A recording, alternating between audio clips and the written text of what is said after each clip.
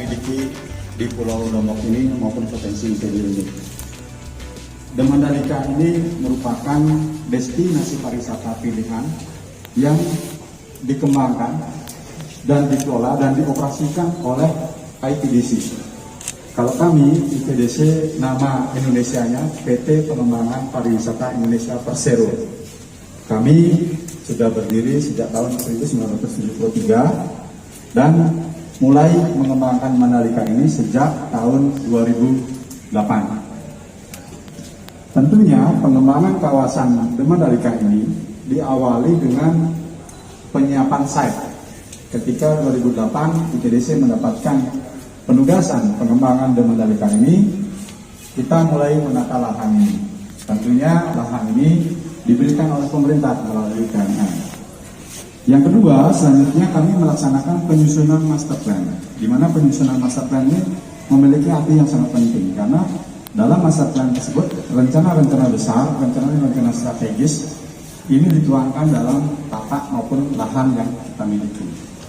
Tentunya perencanaan dari lahan ini, kami meng-hire konsultan yang profesional, yang sudah biasa merancang sebuah resort, sehingga apa yang direncanakan itu sudah menyesuaikan dengan standar-standar internasional. Luas lahan The Mandalika sampai dengan saat ini adalah mencapai 1.177 hektar. Dan tentunya kawasan The Mandalika saat ini Bapak-bapak dan Ibu-ibu berada di Gedung Balawista. Gedung Balawista merupakan salah satu command center kita untuk kesiapsiagaan bencana dan keselamatan yang berada di wilayah barat. Tentunya perimeter kawasan The Mandalika secara jelas itu dibatasi dengan jalan bypass provinsi. Konsep pengembangan The Mandalika ini ibaratnya sebuah rantai kalung. Sirkuit ini adalah Leontin utama, Leontin di sebelah kanannya adalah Kuto Beach Park, dan Leontin di sebelah kirinya adalah pantai Batu Kota atau Tanjung An. Tentunya jalan nasional Bil Sentol Mandalika dan bypass Bil Mandalika adalah tali kalungnya. Sedangkan simpul kalungnya adalah ada di Bandara Internasional Lombok. Nah, tentunya dalam pengembangan kawasan ini kita bagi dalam 3 zona. Zona barat, zona tengah, dan zona timur. Kalau kita melihat gradasi dari kualitas kawasan ini dibagi 3. Kalau kawasan barat ini adalah hotel dengan kualitas bintang 2 sampai dengan bintang 3. Kalau di zona tengah bintang 3 dengan bintang 4. Sedangkan di zona timur bintang 4 sampai dengan bintang 5. Sehingga jelas gradasinya. Begitu juga dari sisi kualitas lingkungan. Kalau kita melihat di sini dengan fungsi nukleusnya. Kalau kita ibaratkan di Bali ini kutanya Bali. Kalau di sini kutanya Mandalika, kalau namanya sama. Kalau di sini adalah sanurnya Bali atau sanurnya Mandalika. Kalau di sini Nusa Dua Mandalika. Jadi terlihat gradasinya. Tentunya kita melihat topografi sekarang. Keindahan Mandalika sangat luar biasa, sangat berbeda dengan Mandalika. Kalau kita mengidentifikasi dari udara, akan terlihat green finger, jari 5 jari seperti ini. Ibu jari adalah Bukit Prabu, adalah batas barat kita. Telunjuknya adalah jajaran Bukit Benjol, Bukit Seger. Sedangkan jari tengah adalah Bukit Meresik, Batik Bantar. Mulai dari sirkuit kita ada Bukit Pogem, Petiwu, Batik Bantar, dan Meresik. Ini adalah jari tengahnya. Sedangkan jari manis adalah Bukit Pedau. Sedangkan Kwiking adalah perbukitan di Merta. Panjang pantai kita keseluruhan adalah 16,5 kilo. Sedangkan di Nusa Dua hanya 4 kilo. Luas kawasan di Nusa Dua juga hanya 300 hektar.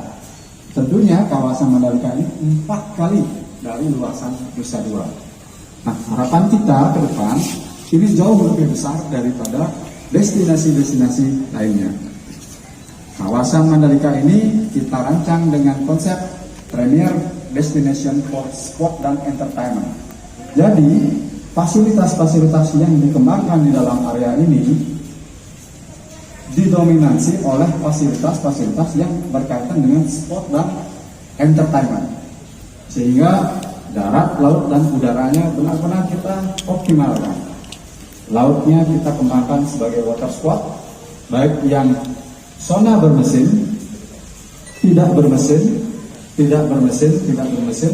dan zona bermesin. Itu merupakan bentuk dari zonasi yang kita rancang untuk memberikan kenyamanan kepada wisatawan, baik atraksi maupun kenyamanan dalam menikmati pantai. Begitu juga penghormatan kita terhadap aktivitas budaya adat, mulai dari aktivitas bau nyale, madek mare, ngapung, dan tentunya lebaran ketika berlibur ke pantai. Itu semuanya kita tata dengan baik untuk bisa bersinergi, berkolaborasi mengembangkan kawasan The Mandalika. Sekarang yang menjadi highlight pengembangan The Mandalika di tahun 2021 ada 4. Yang pertama adalah kita menyelesaikan pembangunan Hotel Pullman. Yang kedua, kita menyelesaikan pembangunan dari Pertamina Mandalika International Street Circuit.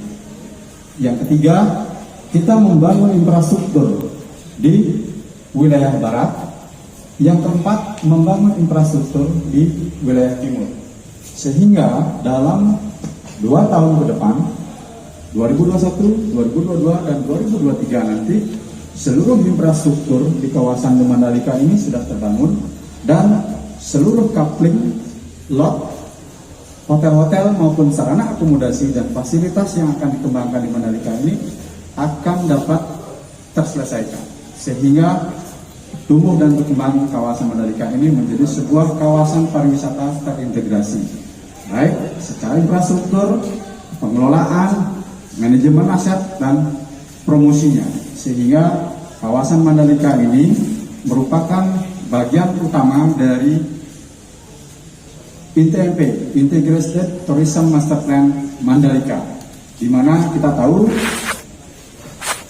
success story yang dilakukan Bali terhadap Nusa Dua juga sudah dilalui oleh Provinsi NTB, Lombok, dan Mandalika. Karena di tahun 2018 sudah dibangunkan atau dibuatkan Integrated Tourism Master Plan, di mana Integrated Tourism Master Plan merupakan kitab suci dari pengembangan kawasan pariwisata The KSPN Mandalika, sehingga leontin utama dalam pengembangan KSPN Mandalika adalah Mandalika. Tentunya didukung dengan destinasi-destinasi lainnya yang ada di Pulau Lombok, mulai dari Gili, 3 Gili, pesisir selatan Pulau Lombok, dan juga sampai dengan Rinjani. Nah, untuk kedepannya dapat kami sampaikan, untuk mendukung event di kawasan Mandalika, kita membangun sport center. Tentunya sport center akan dibangun di area barat. Kita membangun golf course di wilayah timur, tepatnya di area Tanjung An. Begitu juga di kawasan kita ini akan dibangun hotel, restoran, fasilitas penunjang, convention, theme park, dan juga mangrove center tentunya. Sedangkan keberadaan dari Desa Kuta dan Dusun Gerupuk sebagai bagian dari Desa Sempro, kita bersinergi, berkolaborasi menjadi sebuah kawasan pariwisata terintegrasi. Kami juga mengucapkan terima kasih kepada semua pihak, baik dari kementerian lembaga, mulai dari PUPR, pihak pengamanan Polda dalam hal ini, TNI, beserta seluruh kementerian lembaga yang sudah menyiapkan infrastruktur pengembangan kawasan. Tentunya ketika kita bicara pengembangan kawasan 1177 hektar, kita tentunya tidak bisa sendiri, tidak bisa dilakukan oleh ITDC sendiri. Itu membutuhkan dukungan yang sangat besar semua pihak agar pengembangan kawasan ini dapat berkembang dengan baik dan memberikan multiplier efek yang sangat besar. Tentunya kawasan Mandalika ini dengan KEK itu memberikan insentif akselerasi dalam investasi. Sejak ditetapkannya fasilitas kemudahan dari KEK, investor sudah mulai melihat. Dan Pengembangan dari Mandalika International Sales Circuit merupakan bagian dari strategi pemasaran dan pengembangan dari Mandalika ini agar bisa dilihat, bisa disaksikan oleh masyarakat dunia. Di mana itu Mandalika? Sebentar lagi nama Mandalika, nama Lombok, nama NTB akan melambung seiring pelaksanaan event-event internasional di Mandalika dan di Provinsi NTB. Demikian kurang lebih yang dapat kami sampaikan. Apabila ada pertanyaan terkait dengan market, kami persilakan. Dan sebentar lagi kita lanjutkan paparan di dalam. Kami persilakan. Ini yang kuning ini apa? Izin Bapak untuk yang di sini. Garis ini, garis. Jalur kuning ini adalah